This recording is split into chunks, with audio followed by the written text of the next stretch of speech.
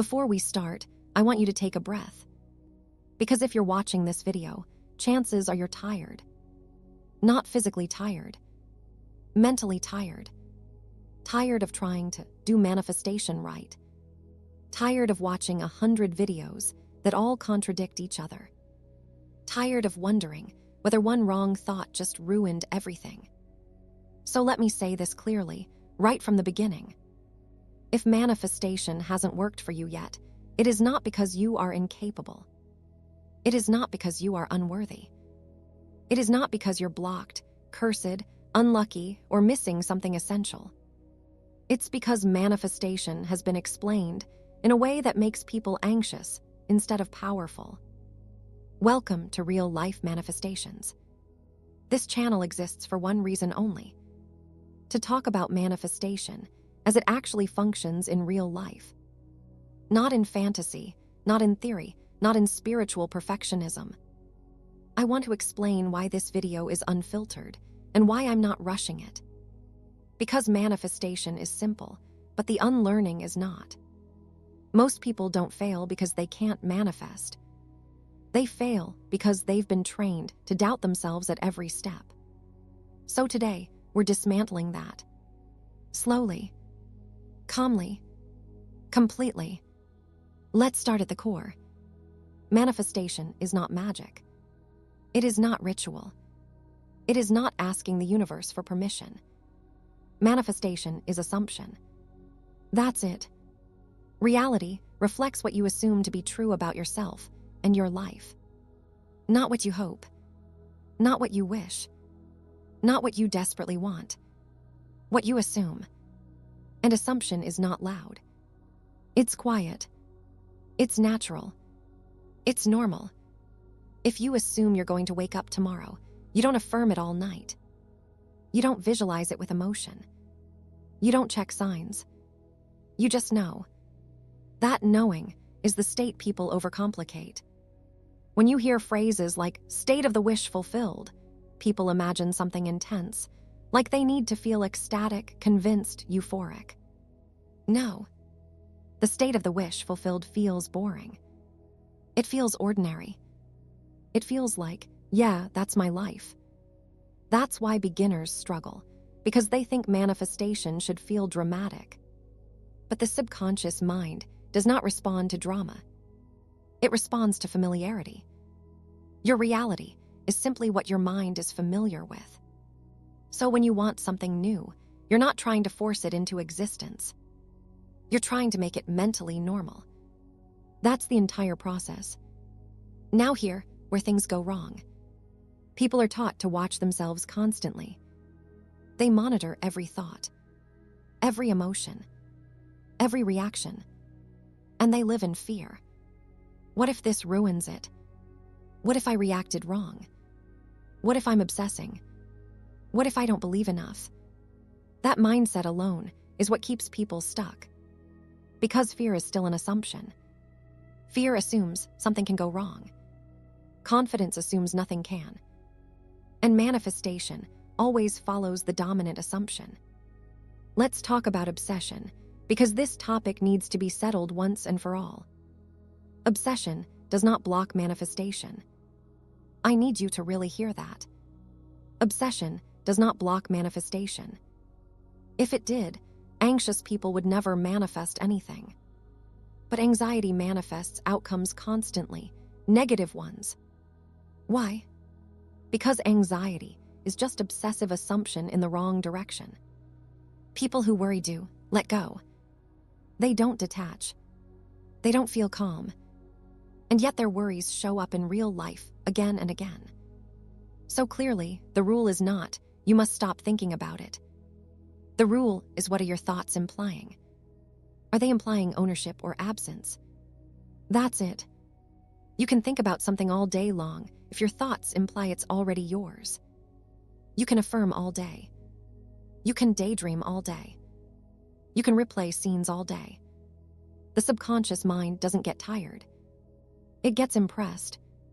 Repetition is persuasion. Now let's talk about desire, because people shame themselves for wanting. Desire is not lack. Desire is movement. You desire food, even when you have access to it. You desire sleep, even when you know you'll sleep later. You desire love, even when you're in a relationship. Desire does not mean, I don't have. It means I'm focused on. Lack only exists when your thoughts say, I don't have this yet. That word, yet, is dangerous if repeated unconsciously. Now let's talk about belief. This one triggers people. You do not need belief to manifest. Belief is helpful, but it is not required. People manifest things they don't believe in all the time. Why? Because belief is a conscious opinion. Assumption is subconscious familiarity. Your subconscious does not care if you think something is logical. It only cares whether something is repeated enough to feel normal. That's why affirmations work, even when they feel fake. That's why robotic affirming works.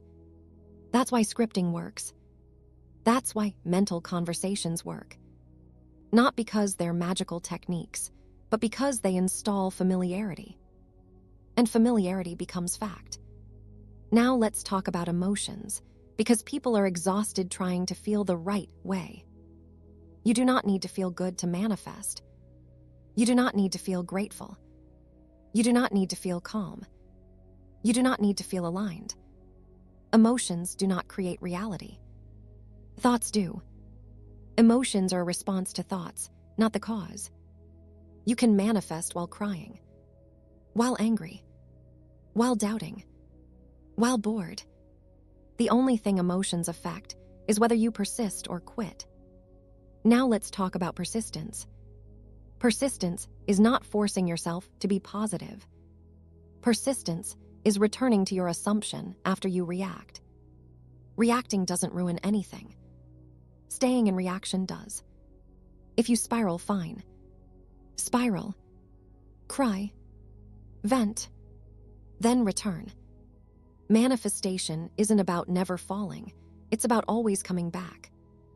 Now I want to address self-concept, because this has been turned into another fear machine.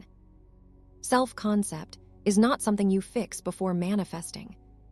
Self-concept changes through manifesting. Every time you assume something new and watch reality reflect it, your self-concept upgrades automatically. You don't need to heal first. You don't need to be confident first.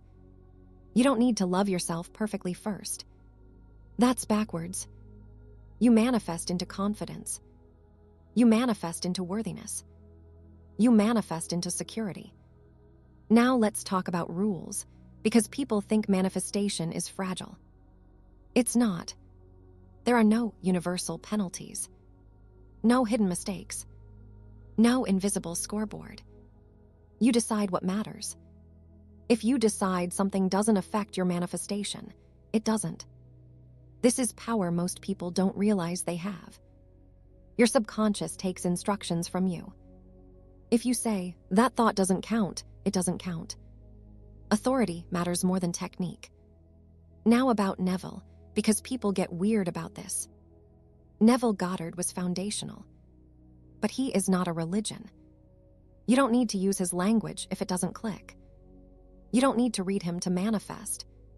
Truth works whether you name it or not.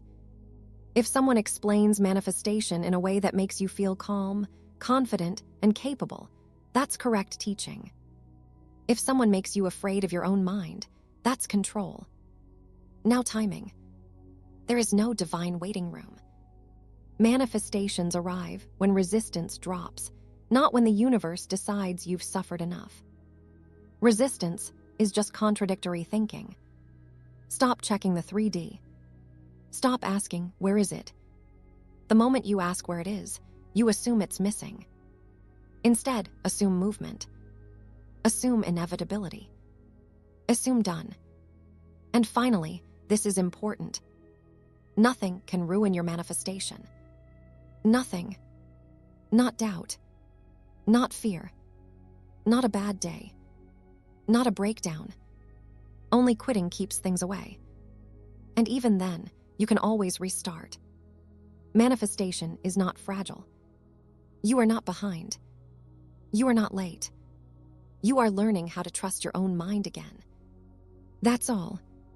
Thank you for spending this time with real-life manifestations. If this grounded you, subscribe. If this clarified things, share it. And if this relaxed you, that means it worked. You don't need to chase reality. Reality follows you. I'll see you in the next one.